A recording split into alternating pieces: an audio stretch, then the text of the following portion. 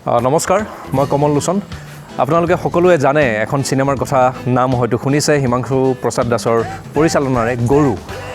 দুবাৰ আমি ডেট দিছিলোঁ, তাৰিখ দিছিলোঁ আপোনালোকৰ সন্মুখত যে অমুক ডেটত ৰিলিজ হ'ব, কিন্তু ৰিলিজ কৰিব পৰা নগ'ল বিভিন্ন অসুবিধাৰ কাৰণে।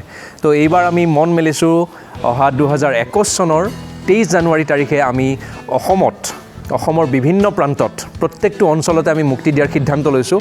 আচলতে যিবিলাক চিনেমা হল অলৰেডি আছে, সেই চিনেমা হলসমূহত আমি ৰিলিজ নিদিওঁ। আমি বিভিন্ন অঞ্চলত সৰু সৰু ঠাইত গৈ প্ৰায় 1000টা দৰ্শনী আমি এইম লৈছোঁ, আগত লক্ষ্য লৈছোঁ। 1000টা দৰ্শনী আমি কৰিম গোটেই অসমত।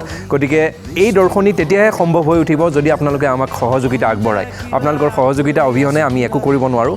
গতিকে আহক, আমাক সহযোগ কৰক, আমিও আপোনালোকলৈ আমি সহযোগিতা আগবঢ়াম। আৰু এই স্ক্ৰীণত নাম্বাৰবিলাক দিয়া আছে, আপোনালোকে নাম্বাৰবিলাকত কণ্টেক্ট কৰিব পাৰে। আপোনালোকৰ অঞ্চলত চিনেমাখন প্ৰদৰ্শনীৰ কাৰণে যোগাযোগ কৰিব পাৰে এই নাম্বাৰকেইটাত। অসমীয়া চিনেমা বহুদূৰ আগবাঢ়িছে আৰু বহুদূৰ যাবলৈ বাকী।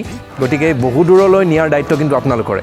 গতিকে আপোনালোকৰ সহায় সহযোগিতা আমি আন্তৰিকতাৰে কামনা কৰিছোঁ। আচলতে কামনা নহয়, আমি বিশ্বাস কৰিছোঁ যে আপোনালোকে আমাক সহযোগিতা কৰিব। Thank U.